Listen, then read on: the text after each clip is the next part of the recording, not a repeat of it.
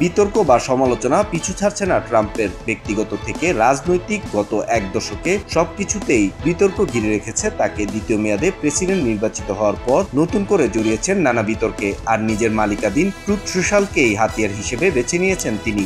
ইরানের পরমাণু কর্মসূচির তথ্য নিয়ে ট্রাম্পের সঙ্গে মার্কিন জাতীয় গোয়েন্দার পরিচালক তুলসী গ্যাবার্ডের বিরোধ সামনে আসে। কংগ্রেসে তুলসী গ্যাবার্ড বলেছিলেন, যুক্তরাষ্ট্রের গোয়েন্দা সংস্থাগুলোর তথ্য মতে ইরান পারমাণবিক অস্ত্র তৈরি করছে না, যা ট্রাম্পের বক্তব্যের সঙ্গে সাংঘর্ষিক। গোয়েন্দা সংস্থাগুলোর এসব প্রতিবেদন প্রত্যাখ্যান করে হামলার পরিকল্পনা করে ট্রাম্প। এরপরে গেল 21 জুন বাংকার ব্লাস্টার বোমা দিয়ে ইরানে 3টি গুরুত্বপূর্ণ পারমাণবিক স্থাপনায় হামলা চালায় যুক্তরাষ্ট্র। সেগুলো পুরোপুরি গুঁড়িয়ে দেওয়ার দাবি করেন মার্কিন প্রেসিডেন্ট ট্রাম্প। আরও বলেন, পরমাণু কর্মসূচিতে ইরান কয়েক বছর পিছিয়ে গেছে। তবে মার্কিন প্রতিরক্ষা বিভাগ পেন্টাগনের গোয়েন্দা শাখার ফাঁস হওয়া প্রতিবেদন বলছে ভিন্ন কথা। তাদের মতে হামলায় খুব একটা ক্ষয়ক্ষতি হয়নি তেহরানের। পরমাণু কর্মসূচিতে তারা পিছিয়েছে মাত্র কয়েক মাস।